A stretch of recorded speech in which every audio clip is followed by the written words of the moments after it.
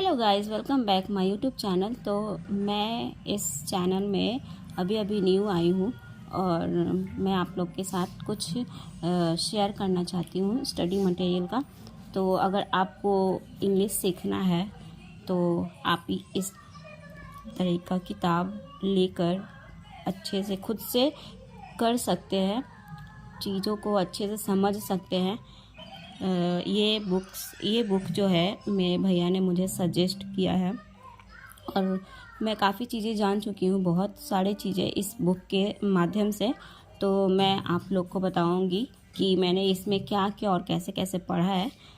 वैसे फ़िलहाल मुझे अभी ये बुक मैंने पूरा नहीं पढ़ा है, बट जितनी भी मैंने पढ़ा है बहुत ही अच्छे से पढ़ा है और मैं इसको अच्छे से कवर भी कर रही हूँ।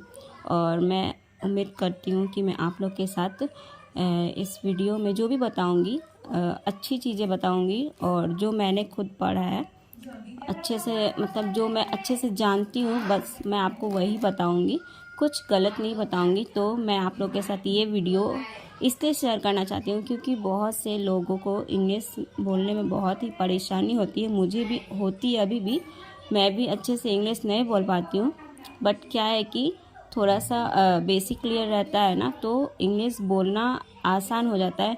तो मेरा बेसिक क्लियर था भी नहीं और मैंने उतना नोटिस भी नहीं किया था, तो इस वजह से मैं आप लोग के साथ ये बुक को शेयर कर रही हूँ ताकि आप।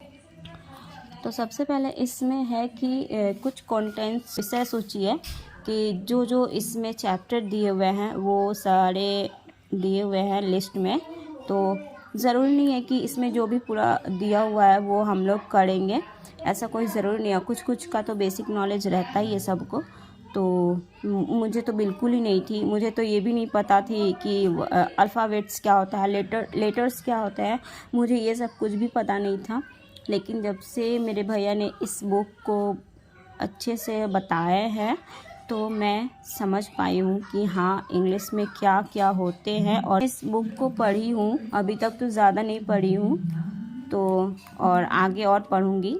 तो इस वजह से आप लोग मेरे इस वीडियो में बने रहें और मैं आप लोग को दिखाती हूँ। तो ये है विषय सूची, 2-3 पेज है, यहाँ पे भी है और इधर पे भी है। और देखिए बहुत से कुछ इसमें दिए हुए हैं। हाँ ये रहा इस पेज, आई थिंक इसमें पेज है 441 टू 480 पेज है, वही समथिंग 480 है। तो यहाँ से स्टार्ट होते हैं। तो सबसे पहले हम लोग को जानना ये है कि ये है चैप्टर 1 और ये डे 1 है। यहाँ पे है अंग्रेजी वर्णमाला। तो हम लोग को कुछ भी जानने से पहले उसका बेसिक नॉलेज होना बहुत ज़रूरी होता है, क्योंकि बेसिक नॉलेज अगर नहीं है तो हम लोग कुछ भी नहीं कर सकते।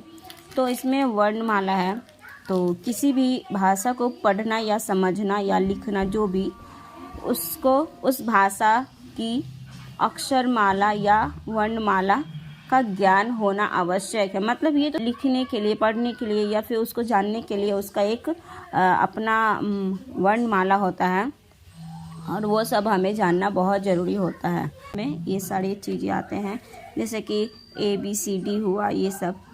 उसके नेक्स्ट पेज में है, नेक्स्ट पेज में ये रहा, यहाँ पे है अंग्रेजी के स्वर्ण वर्ण, मतलब वॉवेल्स है जो वो कितने होते हैं, ये तो सभी बच्चों को और सभी को पता ही होंगे जो अच्छे से पढ़ चुके हैं पहले, और कुछ लोगों को नहीं पता होंगी। तो आप मेरे वीडियो को देखकर समझ सकते हैं कि वॉवेल्स और कॉन्सोनेंट क्या होते हैं।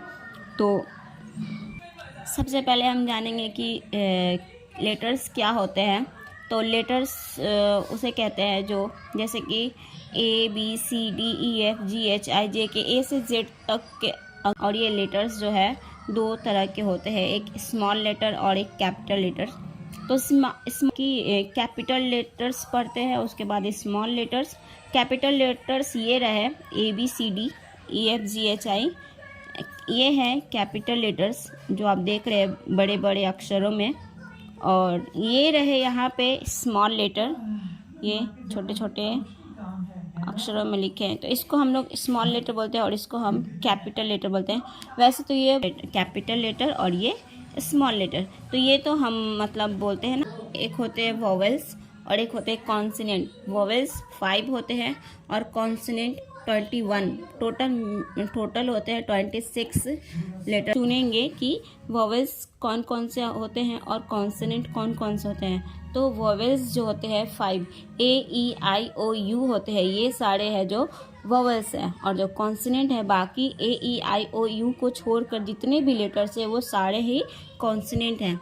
तो हम लोग इस तरह से वोवेल्स और कॉन्सोनेंट के बारे में जान चुके हैं। अब आज के लिए इतना ही। अगर आप लोग को वीडियो पसंद आए तो मेरे चैनल को लाइक करें, कमेंट करें और चैनल को सब्सक्राइब करें। और अगर